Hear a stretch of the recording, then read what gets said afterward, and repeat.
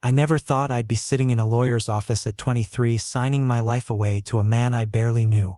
But here I was, my hands trembling as I stared at the marriage contract spread across the mahogany table. The fluorescent lights above cast harsh shadows on the legal documents, making everything feel surreal and clinical.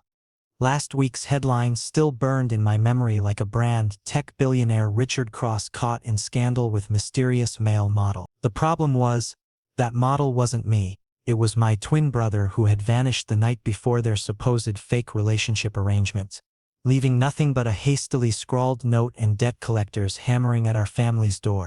The lawyer's office smelled of old leather and expensive coffee, a stark contrast to the cramped apartment I'd left behind that morning. I'd borrowed my only decent suit from a friend, hoping I wouldn't look completely out of place in this world of marble floors and crystal chandeliers. My reflection in the polished table showed a young man trying desperately to appear composed while his entire world crumbled around him. "Just sign here, Jaden." Richard's voice cut through my spiraling thoughts, smooth and commanding like aged whiskey.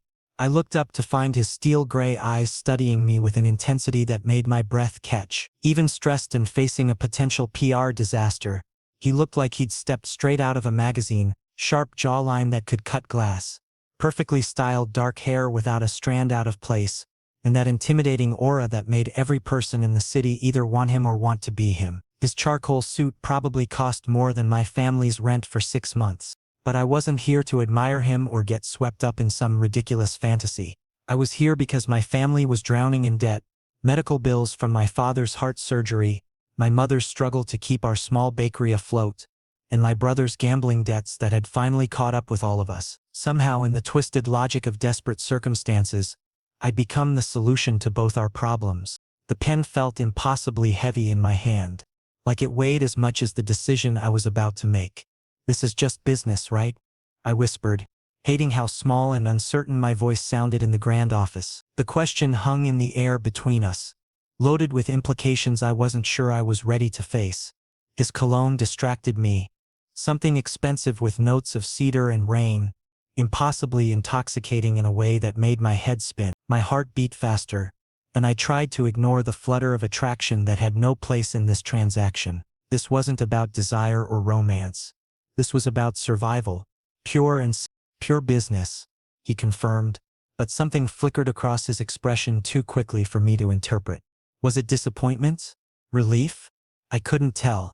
6 months. We play the perfect couple for the cameras and the press. Save my company's reputation from the scandal my ex tried to create, and you get enough money to clear your family's debts and disappear forever if that's what you want. His words should have been reassuring.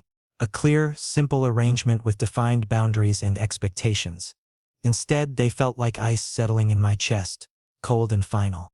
The lawyer, a thin man with wire-rimmed glasses, cleared his throat impatiently. He'd been checking his expensive watch every few minutes, clearly having better places to be than witness whatever strange drama was unfolding in his office. The contract lay open to the signature page, official and intimidating with its legal jargon and binding clauses. I'd read through it twice, but the words had blurred together in my panic. I thought about my mother's tired eyes this morning, when she'd kissed my forehead and told me how proud she was of my sacrifice.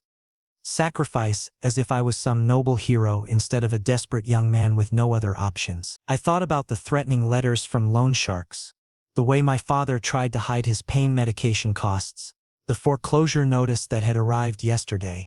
This wasn't heroism. This was necessity. My signature looked shaky and uncertain on the pristine white paper, like it belonged to someone else entirely. As soon as the ink dried, Richard efficiently gathered the documents with practiced movements, already shifting into business mode. The romantic notion of marriage, even a fake one, clearly meant nothing to him. This was just another deal, another problem solved with money and contracts. "The driver will take you home," he said, his tone returning to that crisp professional cadence that probably dominated his boardroom meetings. "Tomorrow morning, you'll move into my penthouse. I'll have my assistant arrange for appropriate clothing and anything else you might need for public appearances." He paused, studying my second-hand suit with a critical eye that made me want to shrink into myself. "We'll need to work on your presentation." The casual way he said it stung more than it should have. I wasn't some project to be managed or charity case to be fixed up. But then again, wasn't that exactly what I was?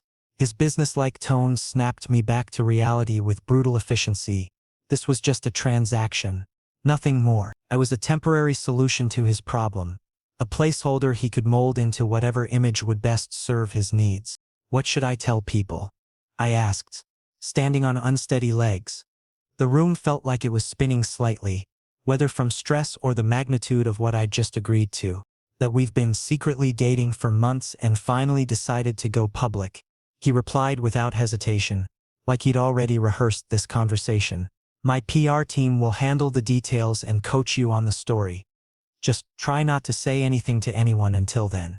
As I walked toward the door, my legs feeling like they belonged to someone else, Richard called out one more time. Jaden? When I turned back, something in his expression had softened almost imperceptibly. For just a moment, he looked less like the untouchable billionaire and more like a man carrying the weight of difficult decisions. I know this isn't ideal for either of us, but I promise I'll make this as easy as possible for you. I nodded, not trusting my voice to remain steady. Easy? Nothing about this felt easy. I just signed a contract that would change everything about my life for the next 6 months. I'd agreed to pretend to be in love with a man who saw me as nothing more than a convenient solution to his problems. What I didn't know, as I walked out of that office and into the waiting car, was that I'd just signed away my heart too. The contract might have been for 6 months, but some agreements have consequences that last much longer than anyone plans for. Sometimes the most dangerous deals are the ones where you get exactly what you thought you wanted, only to discover you'd been wanting all the wrong things. The leather seats of Richard's car were more comfortable than my bed at home, and as the city blurred past through tinted windows, I couldn't shake the feeling that I was leaving my old life behind forever. Tomorrow I would wake up in a different world, playing a role I'd never auditioned for, with stakes higher than I'd ever imagined. The next morning arrived too soon, bringing with it a reality I wasn't prepared for. I'd barely slept, tossing and turning in my narrow bed for what I knew would be the last time.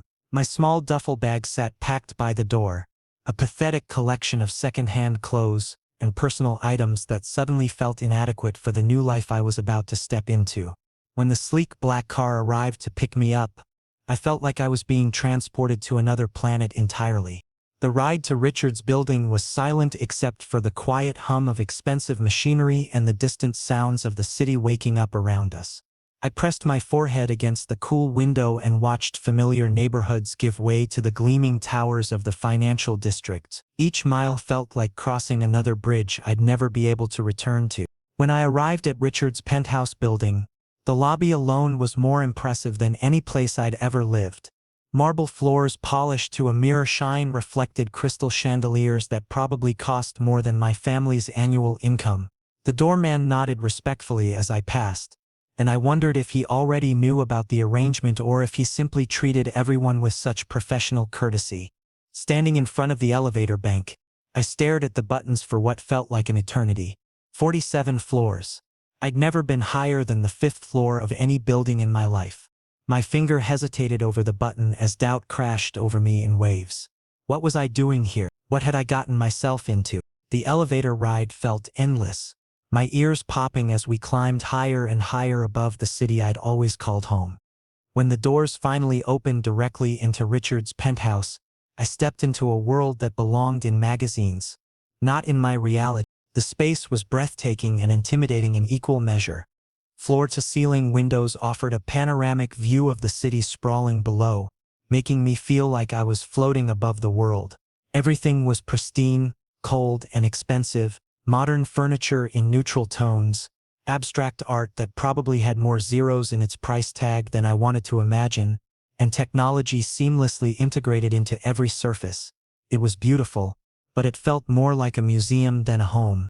Richard greeted me wearing a perfectly pressed suit despite being in his own home, his appearance as flawless as always. Even in this relaxed setting, he maintained that professional distance that seemed to be his default mode. "Welcome," he said, though his tone suggested this was more of a business meeting than a homecoming. He gave me a tour that felt more like a real estate showing and an introduction to my new temporary home.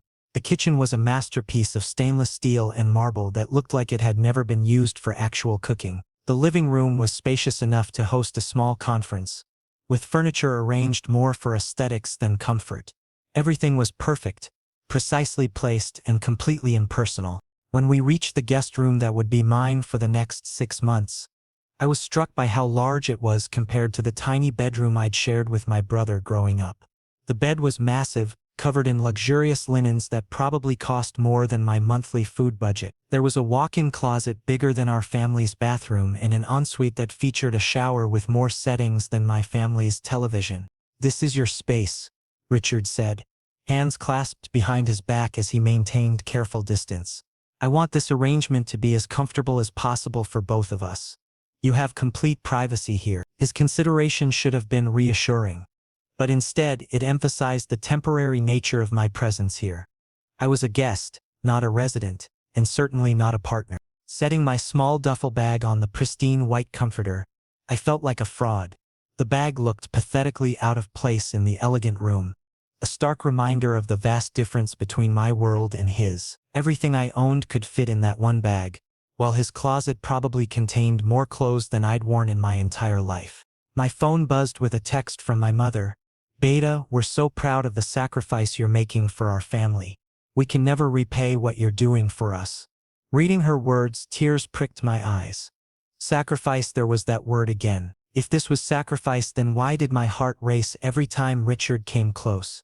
Why did I find myself studying the way he moved with unconscious grace, or the way his eyes seemed to see everything while revealing nothing? That evening we shared our first dinner as roommates, though calling it sharing was generous since we barely spoke. The dining room could have seated 12 people comfortably, but we sat at opposite ends of the long table like strangers forced together by circumstance, which I supposed we were. Richard spent most of the meal focused on his phone, dealing with what I assumed were urgent business matters.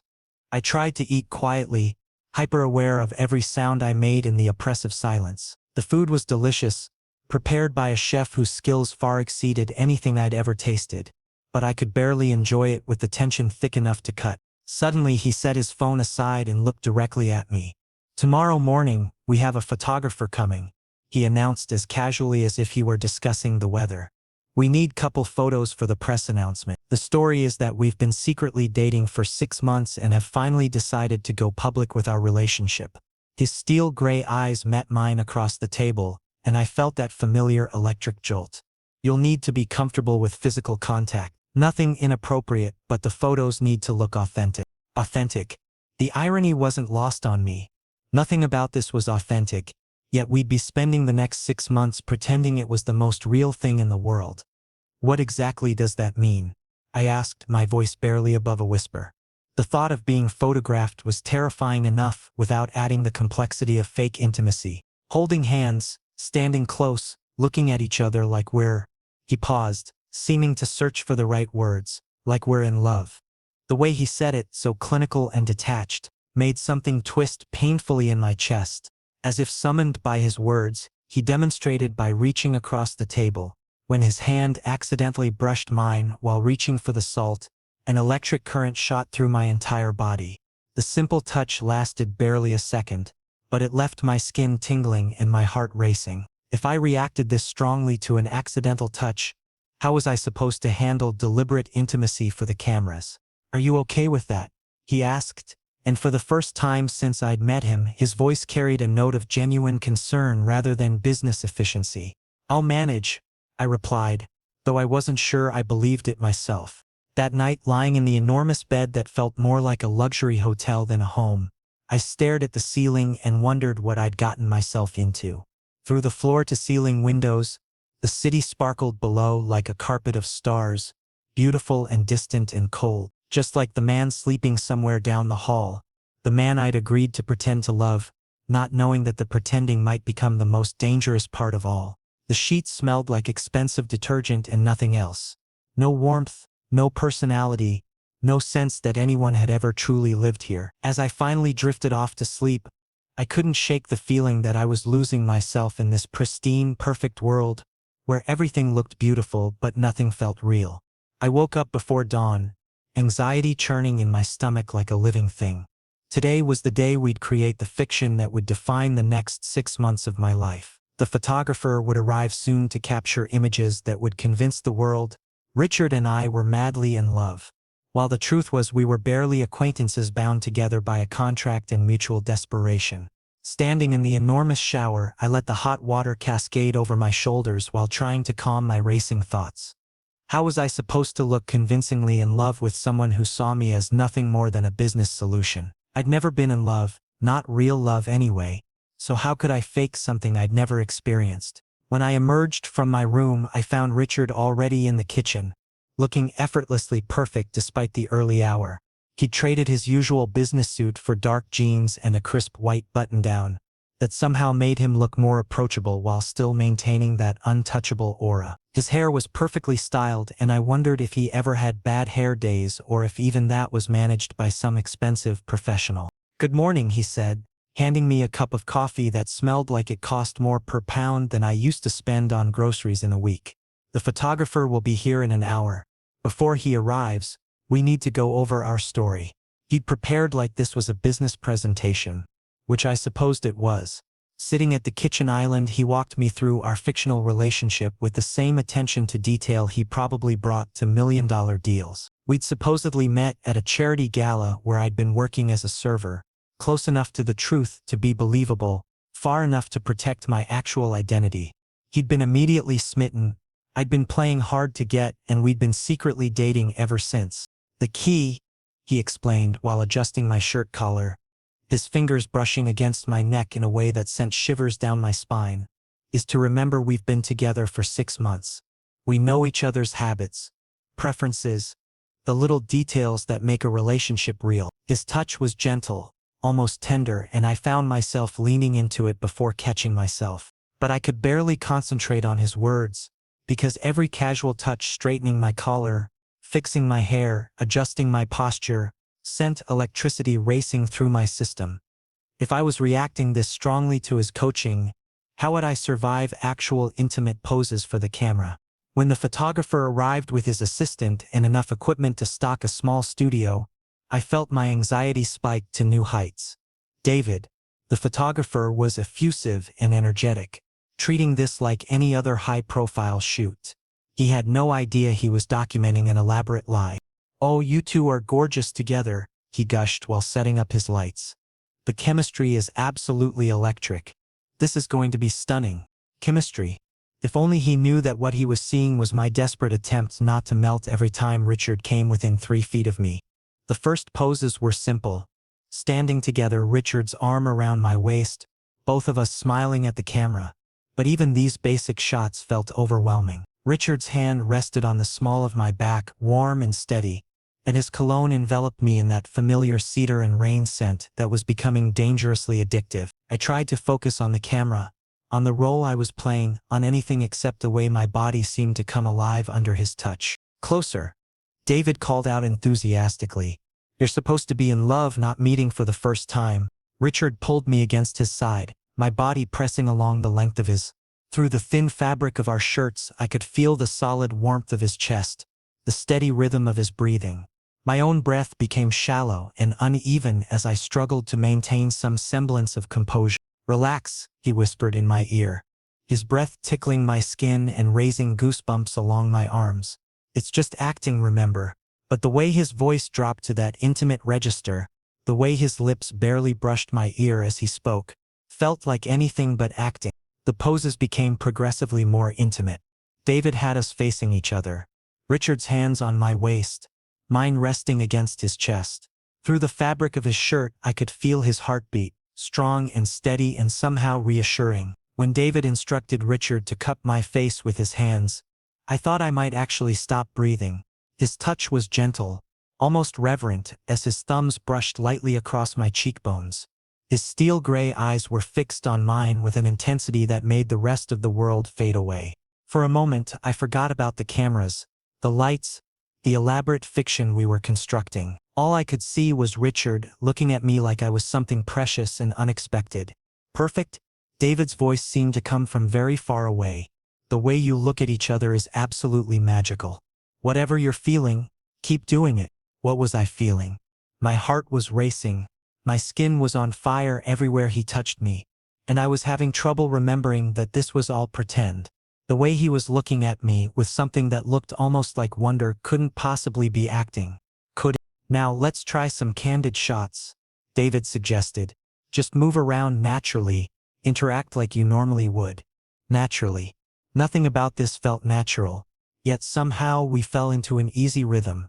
Richard showed me around the penthouse as if I'd never seen it before, pointing out his favorite pieces of art, the view from the windows, little details about his space that felt genuinely personal. The camera captured us laughing together, him tucking a strand of hair behind my ear, me straightening his collar in return.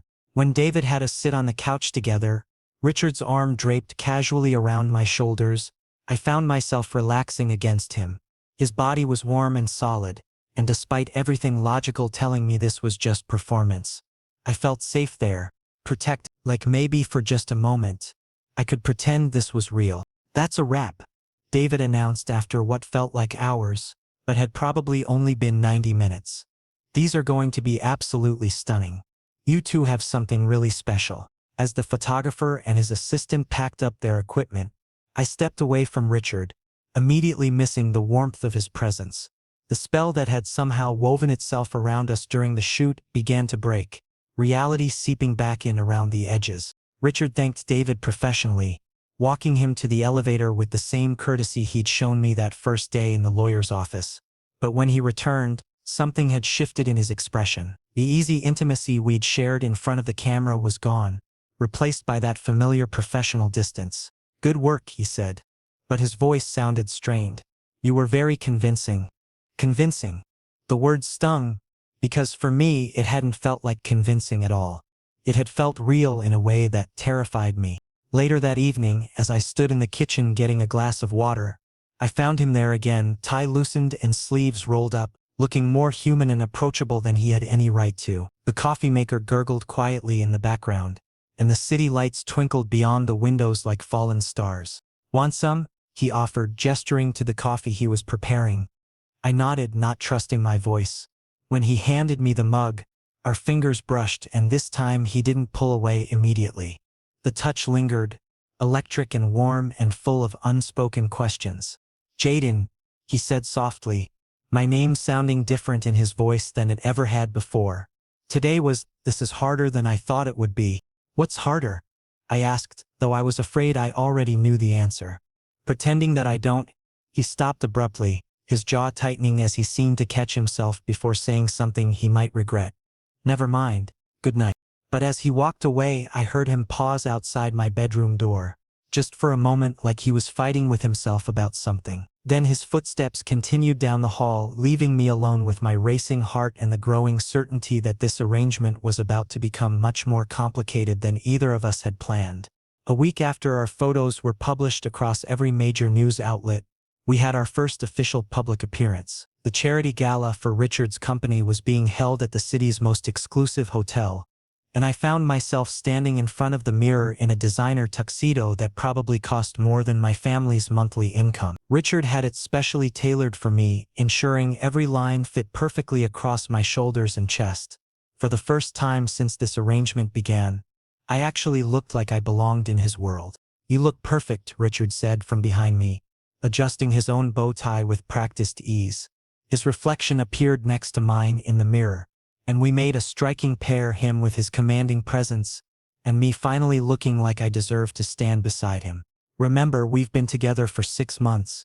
We're comfortable with each other, deeply in love, and this is just another step in our relationship. The hotel ballroom was a glittering spectacle of crystal chandeliers, flowing champagne, and the city's elite in their finest attire. As we made our entrance, I felt the weight of dozens of eyes on us, photographers capturing every angle of our supposed fairy tale romance. Richard's hand rested possessively on the small of my back, guiding me through the crowd with the confidence of a man who owned every room he entered. For the first hour, everything went smoothly.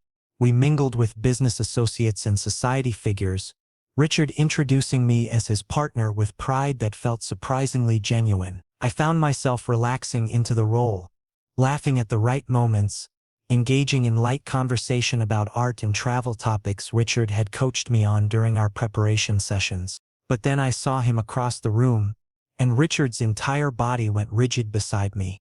Marcus Sterling stood near the bar, tall and blonde and absolutely devastating in the way that only comes from generations of good breeding and unlimited resources. He was everything I wasn't. Polished, sophisticated, born into this world of privilege and power. Even from across the room, I could feel the history between him and Richard crackling like electricity in the air. "Ignore him," Richard said quietly, his jaw tightening as he guided me in the opposite direction. But I could feel the tension radiating from his body, the way his hand pressed more firmly against my back as if anchoring himself to me. We managed to avoid Marcus for another 30 minutes, making polite conversation with investors and board members. But eventually, the inevitable confrontation came. He approached us during a lull in conversation, his smile bright and predatory. Well, Marcus said, his voice carrying that particular brand of upper-class disdain. "So this is your new acquisition, Richard?" His pale blue eyes swept over me from head to toe, taking in every detail with calculating precision. "Interesting choice. Very different from your usual type." The word different dripped with condescension, and I felt heat rise in my cheeks despite my efforts to maintain composure. He was making it clear that I didn't belong here, that I was some kind of charity case or temporary amusement. Richard's hand moved to my waist, his grip tightening possessively. "Careful, Marcus." His voice dropped to a dangerously low register that I'd never heard before. "That's my husband you're talking about." Husband. The word hit me like a physical blow, sending warmth flooding through my chest. Even though it was part of our act, hearing him claim me so definitively in front of his ex made something wild and possessive unfurl in my stomach. Marcus laughed, the sound sharp and mocking. "Oh please, Richard. We both know this is just business. A convenient arrangement to clean up that messy scandal from a few months ago." His gaze shifted to me, filled with pity that made my skin crawl. "When this whole charade runs its course, you'll be discarded just like all the others. I hope you're at least getting paid well for your performance, sweetheart." Something inside me snapped. The weeks of feeling like an outsider, of questioning my place in Richard's world, of wondering if I was just a temporary fix to a PR problem, all of it crystallized into white-hot anger. I stepped forward, my voice steady and clear despite the rage coursing through my veins. "Actually," I said, meeting Marcus's surprised gaze head-on, "I'm not here for money. I'm here because I'm in love with Richard." "Because you what?" Richard interrupted, his voice sharp with something I couldn't identify. The entire room seemed to fade away. The other guests, the music, the glittering lights, until it was just the three of us suspended in this moment of truth. "Because I love you," I said, the words tumbling out before I could stop them. "I love you more than I ever thought possible, and I don't care who knows it." The silence that followed was deafening. Marcus's mouth had fallen open in shock. Several nearby guests had turned to stare, and I could hear the distant click of camera phones, capturing what would undoubtedly become tomorrow's headline. But all I could see was Richard staring at me like I'd just confessed to murder instead of love. His face went through a series of expressions. Shock, confusion, something that might have been hope before settling into that familiar mask of professional composure. Without a word, he grabbed my hand and began pulling me through the crowd toward the exit, leaving Marcus standing alone with his cruel smile wiped clean off his face. The ride down in the elevator was suffocating. Richard stared straight ahead, his hands still gripping mine but his face giving nothing away. I'd ruined everything. Our careful charade, his reputation, any chance we had of making this arrangement work. All of it destroyed by 3 words I should never have spoken. As we waited for the valet to bring the car around, Richard finally spoke. "We need to talk," he said, his voice carefully neutral. "At home." Home. Even now, after I'd potentially destroyed everything, he called it home. But as we drove through the city lights in tense silence, I couldn't shake the feeling that I was about to lose the only home I'd ever truly wanted. The paparazzi would have a field day with this. The photos, the public declaration, the dramatic exit, it was exactly the kind of story they lived for. But as I stole glances at Richard's profile in the passing streetlights, I realized I didn't care about any of that anymore. The only thing that mattered was the man sitting beside me and the growing certainty that I'd just gambled away any chance of keeping him. The silence during our drive home was suffocating, thick with unspoken words and the weight of what I'd just confessed in front of half the city's elite. Richard's driver had raised the partition without being asked, giving us privacy, but the tension in the back seat was so intense it felt like trying to breathe underwater. I kept stealing glances at Richard's profile, illuminated intermittently by passing streetlights, but his expression remained unreadable, that same professional mask he wore during business meetings. I knew I'd messed everything up.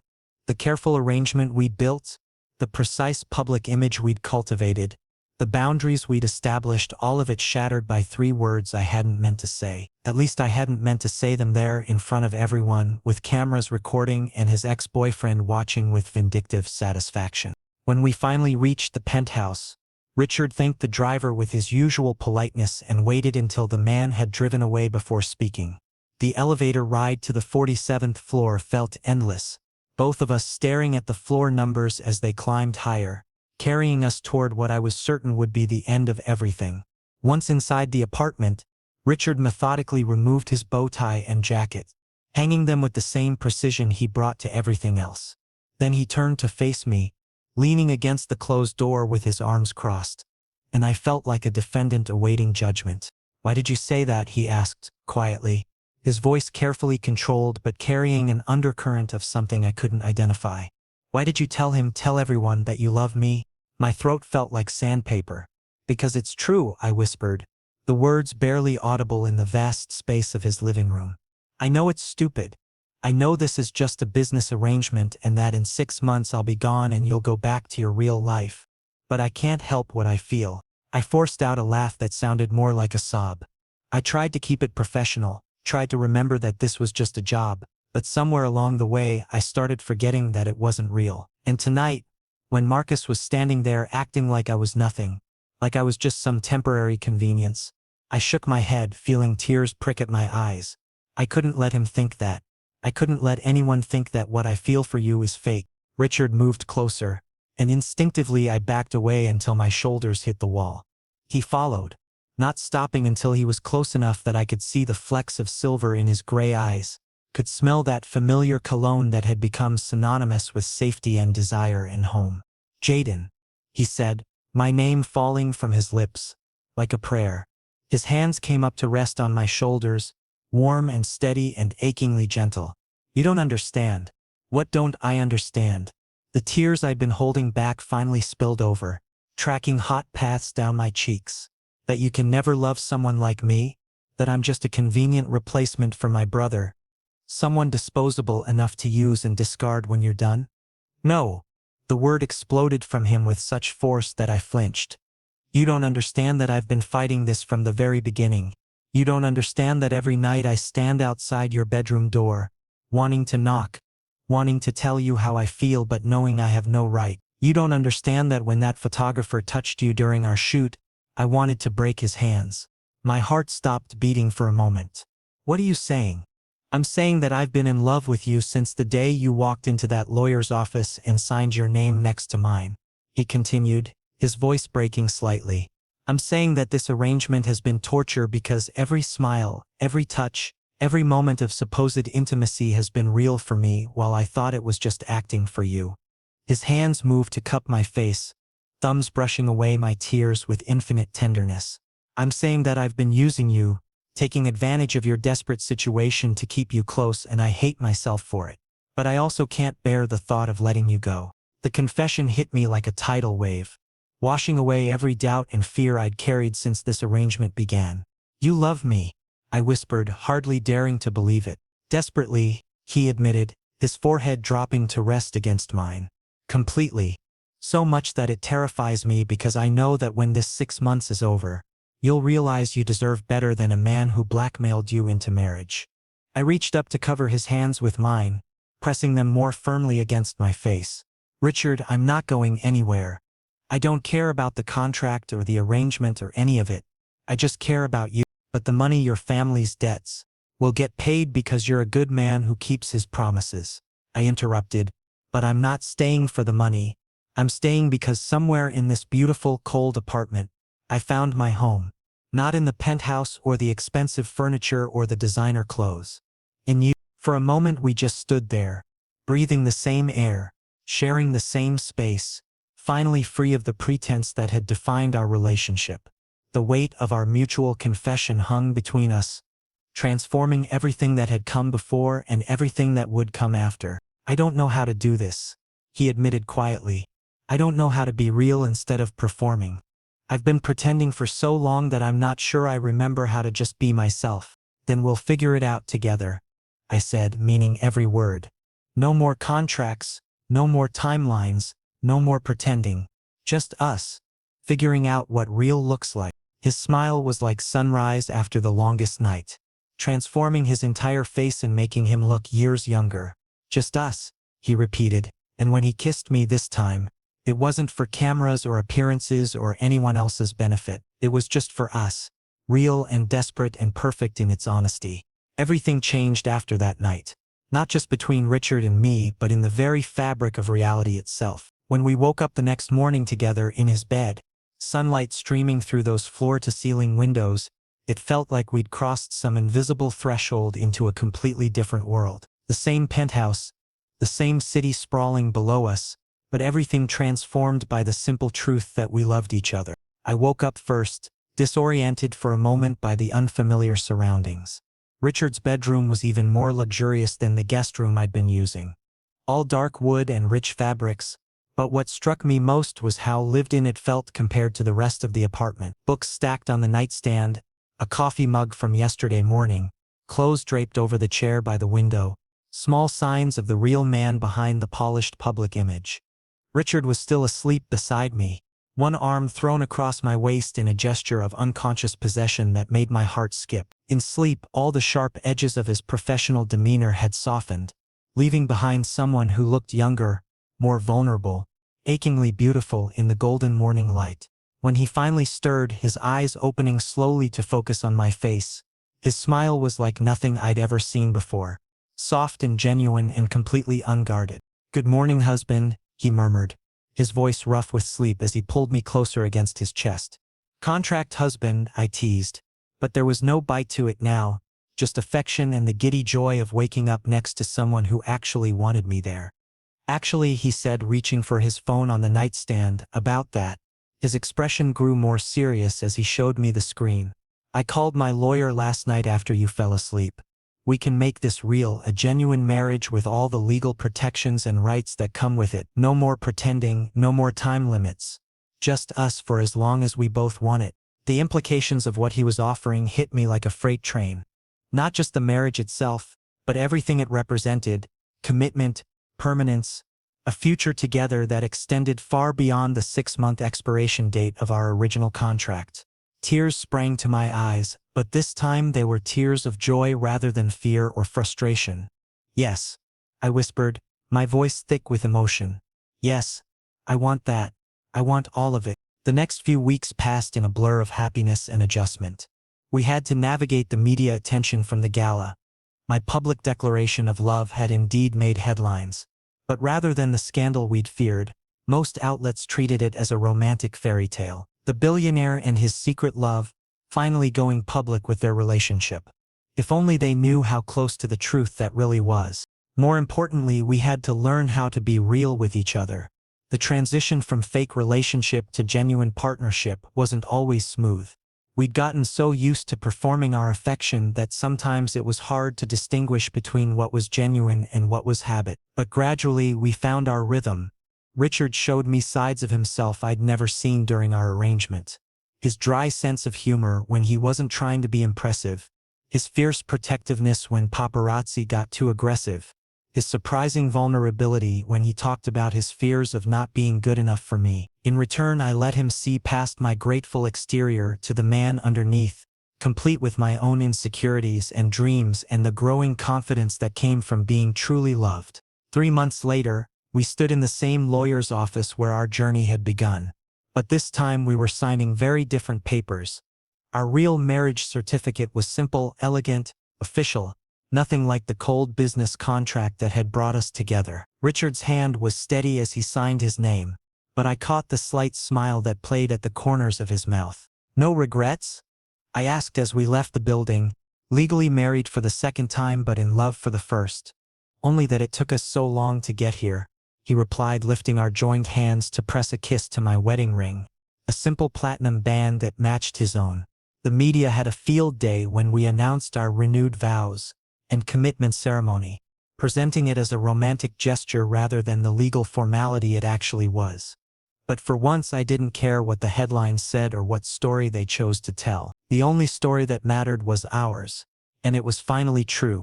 6 months later, almost exactly a year from the day I'd first signed my name to that contract, we hosted a party to celebrate Richard's latest business acquisition.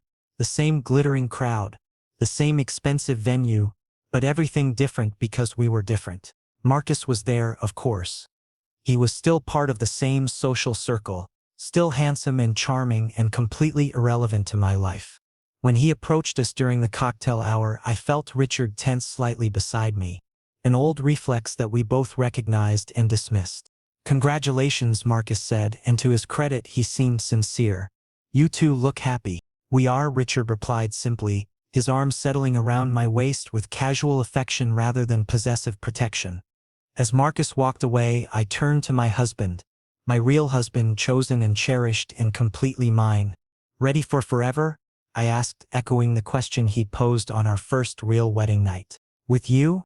I've been ready since the day I met you," he said, leaning down to kiss me in front of everyone, not caring who saw or what they thought. They say contract marriages never work, that relationships built on necessity rather than love are doomed from the start. But sometimes fate has other plans. Sometimes the most desperate decisions lead to the most beautiful destinations, and sometimes the best deals in life are the ones where everyone gets far more than they bargained for. Our love story might have started with signatures on legal documents, but it was written in stolen glances, gentle touches, and the gradual realization that home isn't a place, it's a person. And I'd found mine in the most unexpected way possible.